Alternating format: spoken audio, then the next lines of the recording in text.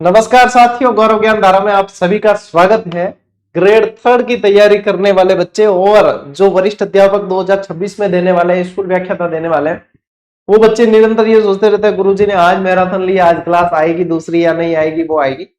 मेरे लिए भी मुश्किल होता है सेट करना वापस और क्लासेस देना, लेकिन फिर भी मैं कोशिश करता हूं कि आप लोगों के नियमितता बनी रहे। तो आज के इस एकलव्य बैच की क्लास में साथियों अपन राजस्थान की जनजातियां पढ़ने वाले हैं, और जनजातियां पढ़ने ही नहीं वाले हैं, यूं समझो कि जो भी प्रश्न बनते हैं सारे ही कवर करने वाले हैं। कल की जो आएगी क्लास उसमें जनसंख्या पढ़ेंगे, ठीक है। तो ये बैच में आप लोगों को जितनी क्लासें मिल रही है वो सारी कंटिन्यू देखनी है। मैं भी समय निकाल के देता हूं आप लोगों को क्लास, आप लोगों को भी समय निकाल कर देख लेनी है। साथ ही साथ एक सूचना आप लोगों के लिए दे दूं, आप में से जो सेकंड ग्रेड का और चतुर्थ श्रेणी का एग्जाम दे रहे हैं, ठीक है, जो भी क्या दे रहे हैं, सेकंड ग्रेड दे रहे हैं या फिर आप लोग फोर्थ ग्रेड का एग्जाम दे रहे हो, तो कल आप लोगों के लिए दोपहर 2 बजे, आज देखो, आज दोपहर 2 बजे आप लोगों को विश्व भारत यानी भारत के भूगोल का संपूर्ण रिवीजन करवाया, जो वरिष्ठ अध्यापक का एग्जाम दे रहे हैं उनके लिए। उस सेशन को जरूर देख लेना द्रुत गति से।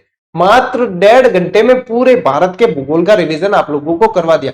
निश्चित प्रश्न उसमें से मिलेंगे, लिख कर ले लो, और जब मिलेंगे तब आप खुद कमेंट करके बताओगे गुरुजी उस सेशन में से श्योर प्रश्न टपक गए।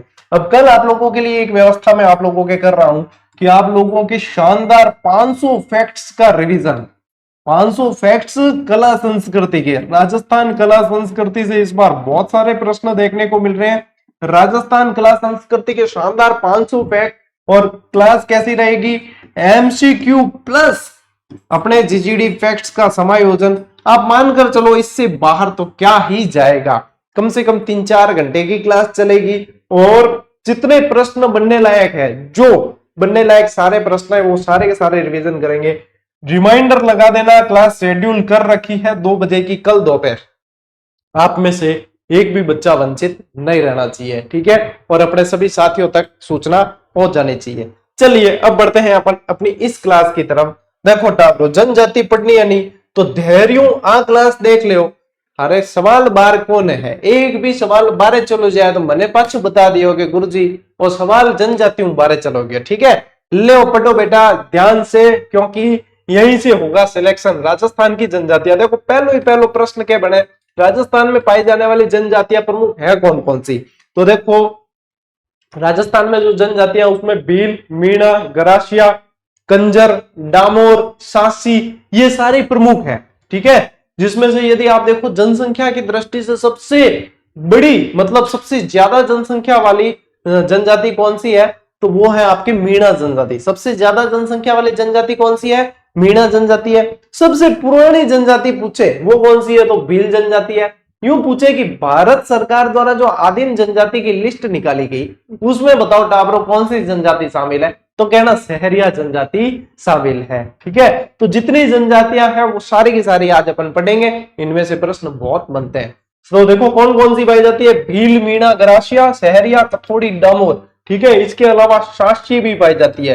कौन सी पाई जाती है, शासी जनजाति भी यहाँ पे पाई जाती है, कंजर भी पाई जाती है, ठीक है। तो ये सारी जनजातियां यहाँ पे पाई जाती है। अगला प्रश्न आप लोगों के बनता है कि राजस्थान की जनसंख्या, मतलब राजस्थान की जनसंख्या में जनजाति का प्रतिशत कितना है, कि अपने ये 2011 के अनुसार जनसंख्या के आंकड़े जो 2011 के अनुसार आए हैं उसके अनुसार अनुसूचित जनजाति जो एसटी बोलते हैं, इनको क्या बोलते हैं, शेड्यूल्ड ट्राइब्स बोला जाता है। शेड्यूल्ड ट्राइब्स जो ट्राइबल एरिया में रहते हैं। एक एक चीज को ध्यान से सुनना, ठीक है, एक एक चीज को ध्यान से सुनना। ट्राइबल एरिया में रहते हैं, इनकी जो है जनसंख्या बेटा कितनी प्रतिशत बताई गई है, ये प्रश्न भी आप लोगों को सीधा सीधा पूछते हैं। 13.48%। कितना, 13.48, या फिर सीधा लिखा आएगा कि 13.5%, ठीक है, दोनों ही सही है। अगला देखो, जनजाति जनसंख्या के आधार पर भारत में राजस्थान का स्थान कौन सा है, तो भारत में राजस्थान का स्थान याद रखना 6th है। कौन सा है, छठा स्थान है। कौन सा स्थान है, छठा स्थान है एसटी यानी कि अनुसूचित जनजाति। अब एक एक प्रश्न श्योर है, ध्यान से सुनकर ले लेना। देखो राजस्थान में सर्वाधिक जनसंख्या जो है, अब ये जनसंख्या बार बार आएगा ना तो आप समझ जाना बात हो रही है जनजाति की। बात किसकी है, जनजाति की बात है। सर्वाधिक जो है ये उदयपुर और बांसवाड़ा के अंदर है। डायरेक्ट पूछते हैं तो क्यों डायरेक्ट के गुरुजी डायरेक्ट नहीं पूछे तो क्या पूछी, डायरेक्ट नहीं पूछते तो प्रतिशत के आधार पे पूछा जाता है, डायरेक्ट पूछते तो उदयपुर बांसवाड़ा ध्यान रखो। और फिर आप लोगों को पूछे कि न्यूनतम जनजाति जनसंख्या कहां है संख्या के आधार पे, तो बीकानेर और नागौर। पहले नंबर पे बीकानेर, दूसरे नंबर पे नागौर। फिर वही बात जो मैं आपको कह रहा हूं कि प्रतिशत के आधार पे पूछ लेंगे, तो प्रतिशत के आधार पे पूछे तो करके आओगे आप बांसवाड़ा और डूंगरपुर। पहले नंबर पे बांसवाड़ा फिर डूंगरपुर, ठीक है। और इसी के आधार पे न्यूनतम भी पूछ लेंगे, तो न्यूनतम में नागौर और बीकानेर। न्यूनतम में तो आप लोगों के कोई समस्या नहीं है, यहाँ बीकानेर था यहाँ नागौर था, इसको उलट पुलट करना है, ठीक है। वैसे प्रतिशत के आधार पे भी इसमें भी करोगे ना तो बांसवाड़ा को पहले लाना है, उदयपुर की जगह डूंगरपुर को ले जाना है, बस टाबरो इतो ही खेल है प्रारंभिक आंकड़ा में। बिंगे बाद में देखा एक एक जनजाति और एक एक जनजाति का आंकड़ा। राजस्थान में सर्वाधिक जनजाति कौन सी है संख्या के आधार पे, मीणा। सबसे ज्यादा पढ़ी लिखी जनजाति भी देखे ना तो मीणा। सबसे ज्यादा जनजाति जिन्होंने नौकरियों पे अधिकार किया, सरकारी नौकरी में गए, वो भी मीणा जनजाति है ना। जयपुर साइड और इस साइड जो है मीणा समाज के जो लड़के बहुत ज्यादा पढ़ते हैं, अपने तो स्टूडेंट काफी मात्रा में, खूब मात्रा में। तो राजस्थान में सर्वाधिक साक्षर जनजाति कौन है, सबसे ज्यादा पढ़े लिखे कौन है, मीणा जनजाति के बच्चे हैं, ठीक है। राजस्थान में सबसे प्राचीन जनजाति, इसको कहते हैं आदिम जनजाति भी कह सकते हो आप, ये भील है। सबसे प्राचीन जनजाति कौन है, भील। और आदिम जनजाति समूह में, आदिम क्या पूछा है, आदिम जनजाति समूह में सम्मिलित, भारत सरकार के आदिम जनजाति समूह में सम्मिलित एकमात्र जनजाति कौन सी है, सहरिया जनजाति है, जिसका बाहुल्य कहां पे बताओ, 12 के अंदर है। कहां पे, 12 के अंदर। 12 के अंदर भी किशनगंज जो है ना वो वहां पे बहुत ज्यादा पाए जाते हैं, और इसलिए 12 को पूरे जिले को ही काली हांडी के नाम से जाना जाता है। मोस्ट इंपोर्टेंट फैक्ट, लीजिए स्क्रीनशॉट। फिर बढ़ते हैं अपन आगे। चलो भाई, ये मतलब सिर्फ अपन ने परिचय जाना है, जनजातियों का परिचय जाना है, तो इसको ये हर एग्जाम में लगभग इस टॉपिक में से प्रश्न बनते ही है, तो आप लोगों को सभी को ये याद करनी है। देखो अब आ जाते हैं अपन अलग अलग जनजातियों के ऊपर, क्या अलग अलग जनजातियों के आधार पे अपन पढ़ते हैं। देखो अलग अलग जनजातियों के आधार पे पढ़ते हैं, ठीक है। सबसे पहले अपन पढ़ते हैं मीणा जनजाति। नंबर 1 जो अपन पढ़ रहे हैं वो क्या है, मीणा जनजाति के बारे में पढ़ते हैं। देखो शाब्दिक अर्थ पूछे ना आप लोगों को तो मीन से मीना बना है। मीन यानी मत्स्य यानी मछली, ठीक है। तो मीन, मत्स्य, मछली, इनके क्या है, इसके शाब्दिक अर्थ मीणा शब्द के ये होते हैं, ठीक है। अब देखो मुनि मगन सागर, ये प्रश्न बन चुका है, इन्होंने मीणा पुराण में इनकी उत्पत्ति का उल्लेख किया है। मुनि मगन सागर ने मीणा पुराण में उत्पत्ति का उल्लेख किया है, और इससे प्रश्न बन चुका है मीणा पुराण से। इन्होंने जो है 24 खापें, कितनी बताई है, 24 तो खापें और 5200 गोत्र का उल्लेख किया है, और ये प्रश्न भी बना है। इसमें प्रश्न आप लोगों के ऐसे भी बन सकता है जो आप लोगों को लंबे चौड़े प्रश्न देते हैं ना, कूट मिलान वाले, और इनमें से कौन सा संगत है कौन सा सुसंगत नहीं है, इन सब से कोई भी दे सकते हैं। मुख्यतः मीणाओं के 2 प्रकार बताए गए हैं, जिसमें नंबर 1 पे जमींदार मीणा और नंबर 2 पे चौकीदार मीणा। अब ये जमींदार मीणा क्या है, इनके पास में पुश्तैनी जमीनें थी, खेती करते थे, किसान थे और पैदावार उत्पन्न करते थे। और चौकीदार मीणा जो चुंगी या टैक्स लिया करते थे, जो चुंगी या टैक्स लिया करते थे, उनको चौकीदार मीणा कहा गया और इन्हें जमींदार मीणा कहा गया। तो ये 2 हो गए इनके मतलब प्रकार। और फिर देखो इन्हें जमींदार मीणा को पुराना वासी मीणा भी कहते हैं और चौकीदार मीणा को नया वासी मीणा के नाम से भी जाना जाता है। तो ये प्रश्न बन सकता है, उसके हिसाब से अपने को ध्यान रखना है। देखो अब मोस्ट इंपॉर्टेंट करना इसे, क्योंकि ये प्रश्न छपता है। पटेल क्या है, मीणाओं के मुखिया को कहा जाता है पटेल। क्या कहते हैं, मीणाओं के मुखिया। कंजरों के जो मुखिया होते हैं ना उसे भी पटेल बोलते हैं, ठीक है। जने तो कोई ज्यादा मतलब ज्ञान देन कर बैठे हैं सभा में, जन बीच में कह दिया करे ज्यादा पटेल ही मत कर, ऐसे कहते हैं ना, यानी कि मुखिया वाली बातें है ना। क्या होता है मुखिया, तो ये पटेल क्या है, इनके मुखिया को पटेल कहा जाता है। बुज, इनके देवी देवता जो होते हैं उन्हें बुज कहते हैं। छेड़ा फाड़ना, देखो छेड़ा फाड़ना यहाँ पे भी परंपरा देखी जाती है, गरासिया जनजाति में भी देखी जाती है, दोनों जगह। छेड़ा फाड़ना क्या है, एक तरीके से तलाक है, संबंध विच्छेद हिंदी में कह सकते हैं। तलाक मतलब क्या होता है, औरत जो है उसके ओढ़नी का एक छेड़ फाड़ के तू तेरे मैं मेरे, हो गया सेपरेट। तो ये जो है आधुनिक भाषा के अंदर कहते हैं सेपरेशन, कि वी आर सेपरेट नाउ। और इसमें कहा जाता है हिंदी में संबंध विच्छेद, और ऐसे कह देते हैं छेड़ा पाड़ना।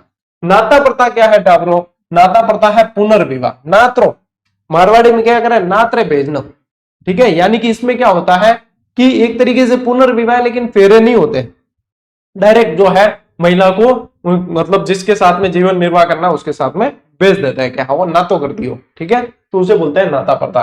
एक होता है झगड़ा राशि, इसमें महिला का नए पति के साथ रहने पर पहले वाले पति को दी जाने वाली मुआवजा राशि है, क्या नए पति के साथ में रहने जाएगी, पहले वाले को एक तरीके से हर्जाना दिया जा रहा है, तो वो क्या है, मुआवजा राशि है इसकी, उसको बोला जाता है झगड़ा राशि। उसको क्या बोलते हैं, झगड़ा राशि।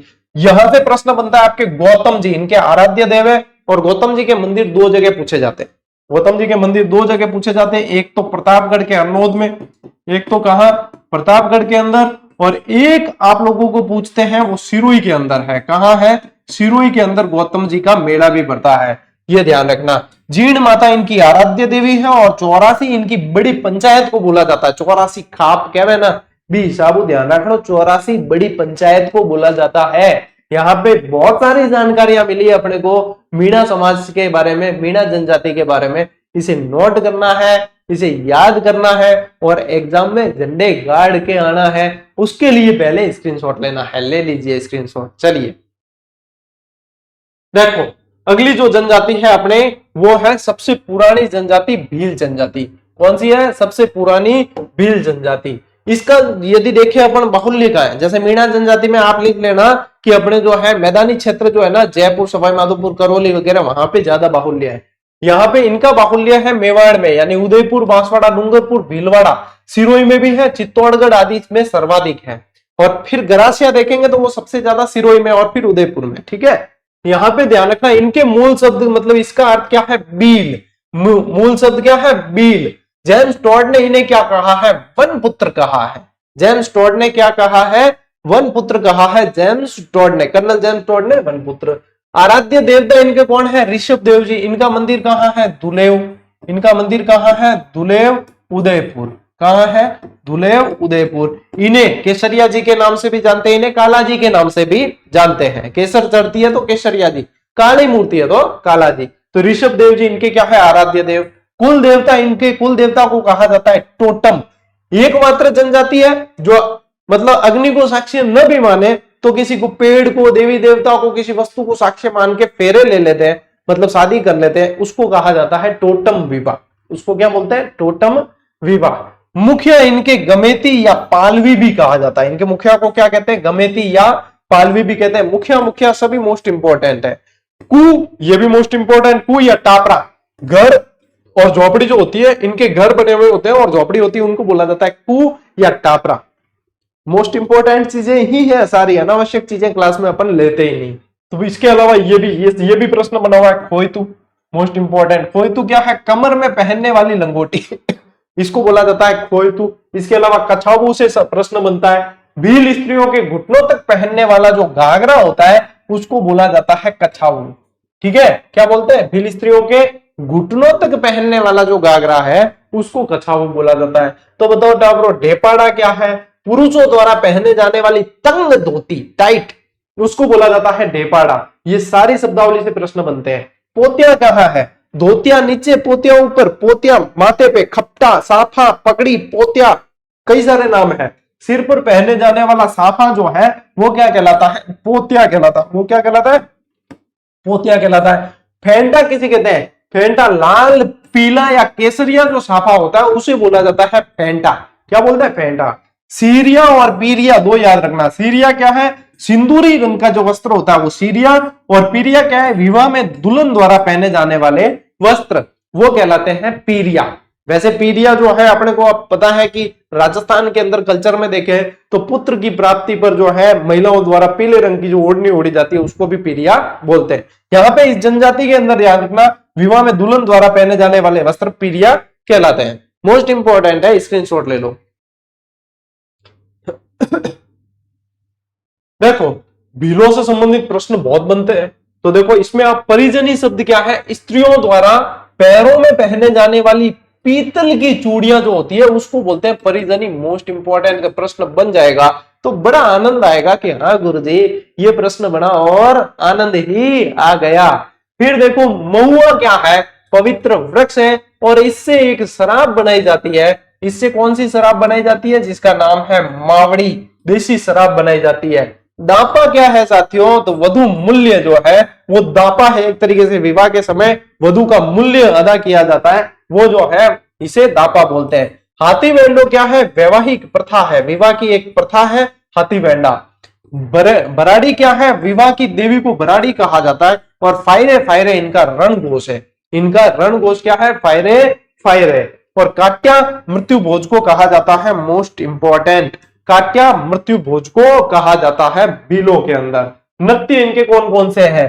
तो नृत्य वाले टॉपिक में स्पेशली वैसे पढ़ेंगे डिटेल, अभी नाम पढ़ लेते हैं। हाथीमुना, नेजा, गौरी, गैर, युद्ध, घुमरा। ये गौरी का ही टाइम है, अभी जो टाइम पीरियड चल रहा है 40 दिन गौरी का ही टाइम पीरियड होता है, तो ये मोस्ट इंपॉर्टेंट है, ध्यान रखना। अब इनके जो है बहुत सारे साथियों ढोल क्या है? संकेत देते हैं, अलग अलग तरीके के ढोल बजाए जाते हैं जो अलग तरीके से संकेत देते हैं। तो यहां ध्यान रखना, मारू ढोल, विपत्ति के समय जो ढोल बजता है उसको बोला जाता है मारू ढोल। क्या बोलते हैं? मारू ढोल। देवाल ढोल किसे कहते हैं? जो बीमारी या प्रकोप की स्थिति में बजता है, कोई बीमारी फैल गई या इतनी भयानक बीमारी फैली है कि एक तरीके से प्रकोप सा मच गया है, तब क्या होता है? उसको देवाल ढोल बजाया जाता है। गारिया या बारी ढोल बजता है तो दुर्घटना या हमले के समय गारिया या बारी ढोल बजाया जाता है। और नाचनिया, ये देखो नाम से ही पता चल रहा है, मांगलिक अवसर पर नाचनिया ढोल बजाया जाता है। प्रमुख मेले कौन कौन से? बेटा याद रखना, बेणेश्वर और घोटिया अंबा मेला इनके प्रमुख मेले हैं भिल जनजाति से संबंधित। लीजिए स्क्रीनशॉट फटाफट। अब देखो ये जो है आप लोगों को भिल जनजाति के संबंधित एक जीजीडी फैक्ट भी आप लोगों को हमने दिया था, जिसमें तकरीबन जो है आप लोगों की सारी ही चीजें कवर हो गई। देखो अटक किसे कहा जाता है? भीलों का गोत्र है। कू क्या है? भील जनजाति के घर, अभी पढ़ा। ढारिया क्या है? घर का बरामदा। ढारियो ये विदेशी भाषा में भी कहते हैं ढारिया में बैठ जा, ठीक है। तो ये ढालिया या ढारिया क्या है? बरामदा जो होता है उसको ढारिया बोलते हैं। फला क्या है? भील जनजाति के छोटे घरों का जो समूह होता है साथियों वो फला है। पाल क्या है? भीलों के बड़े गांव और इसी का जो मुखिया है उसको पालवी कह दिया, उसे क्या कह दिया? पालवी, ठीक है ना, उसे क्या कह दिया? पालवी। गमेती क्या है? गांवों का मुखिया ही होता है, भीलों का मुखिया वो गमेती। तद्वी या वंशाओ, एक ही वंश के भील गांव का मुखिया है उसको बोला जाता है वंशाओ या तद्वी बोला जाता है, ठीक है। डेपाड़ा भील पुरुषों की तंग धोती। कछाबू भील जनजाति के महिलाओं द्वारा पहने जाने वाला घाघरा। सिंदूरी भील महिलाओं द्वारा शादी के समय पहने जाने वाली लाल रंग की साड़ी, वो सिंदूरी है। पीरिया भील स्त्री द्वारा शादी के समय पहने जाने वाला पीले रंग का लहरिया, वो क्या है? लहंगा जो है वो पीरिया। फालू क्या है? भीलों द्वारा कमर पर बांधे जाने वाला अंगोछा जो है उसको फालू कहते हैं, ठीक है। इसके अलावा देखो डाम क्या है? भीलों में रोगों का ठीकरी के माध्यम से उपचार। ठीकरी समझो, मटकी है ना, मटकी, उसका टुकड़ा, फूटी हुई मकड़ी का मकड़ी क्या है, मटकी का टुकड़ा है, उसको गर्म करके और फिर जो है उसको जो है एक विद्या के जैसे काम में लिया जाता है और वो चिपकाया जाता है। जो बीमार है उसके आगे ही बीमार है उसके चिपका दिया, उसको कहते हैं डाम देना। क्या बोलते हैं? डाम देना, उसको डाम बोला जाता है। चिमाता क्या है? भील जनजाति द्वारा पहाड़ी ढालों पर की जाने वाली स्थानांतरित कृषि, और दजिया भी इनके द्वारा की जाने वाली कृषि ही है, लेकिन ये पहाड़ी ढालों पर है और ये मैदानों में है, ठीक है। डाहल क्या है? गांव का सबसे बुजुर्ग व्यक्ति कहलाता है डाहल, ठीक है। तो ये बहुत इंपॉर्टेंट चीजें हैं साथियों, तो इसे नोट करना भूलना नहीं है। चलिए स्क्रीनशॉट लीजिए, आगे बढ़ते हैं।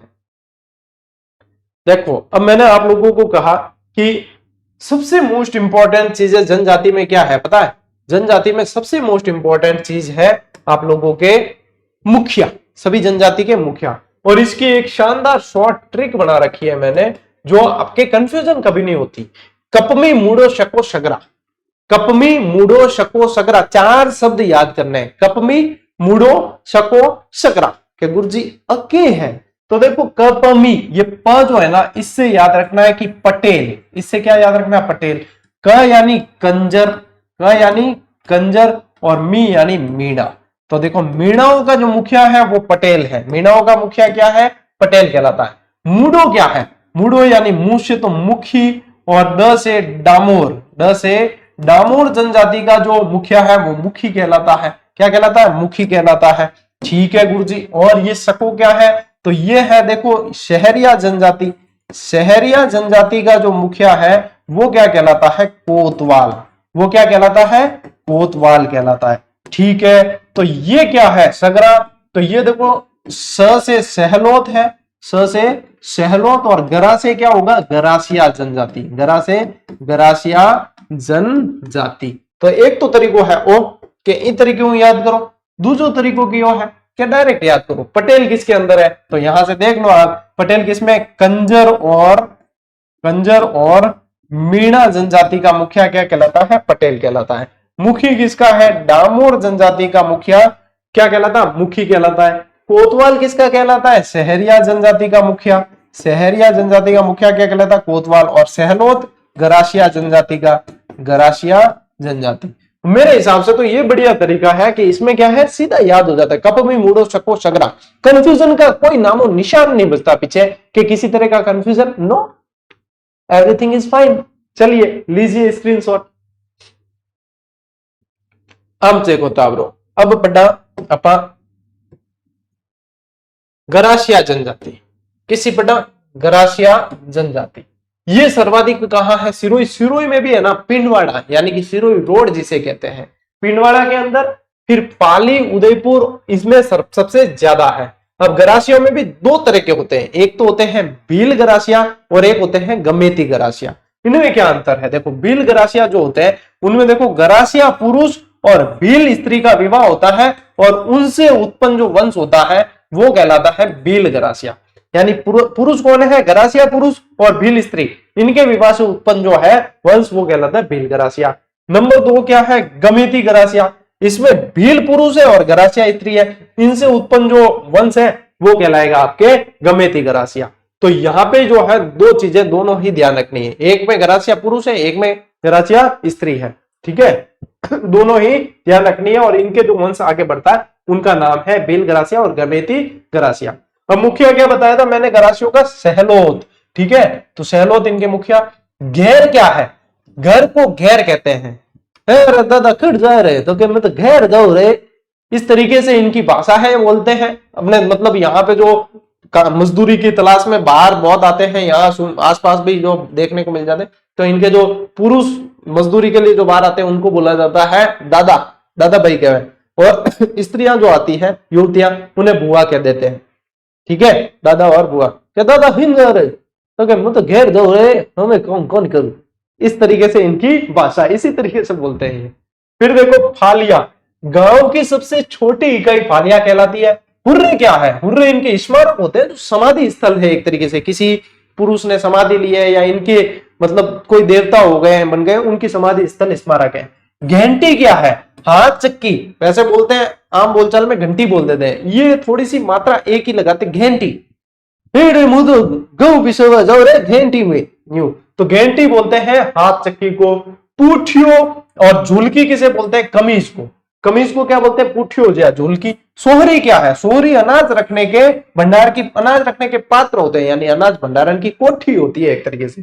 दापा क्या है? वधु मूल्य है। और हेलरू, इससे प्रश्न बहुत बनता है, मोस्ट इंपोर्टेंट करना। गरासिया समाज की एक सहकारी संस्था है जिसको बोला जाता है हेलरू। ठीक है, चलिए स्क्रीनशॉट लो भाई, लीजिए स्क्रीनशॉट।